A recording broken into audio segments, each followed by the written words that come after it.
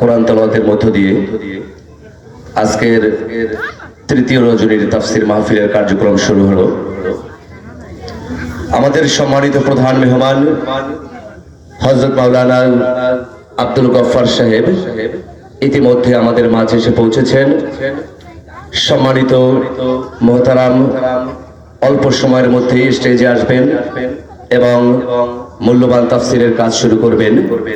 তাই যে সকল ভাইয়েরা এখনো মাহফিলের ময়দানে এসে পৌঁছতে পারেননি সকলকে বিনীত অনুরোধ করছি নিজ নিজ ব্যস্ততা শেষ করে অল্প সময়ের মধ্যেই মাহফিলের ময়দানে চলে আসি।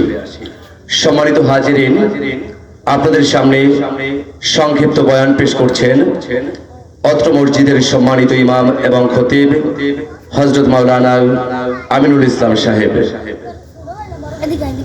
আসসালামু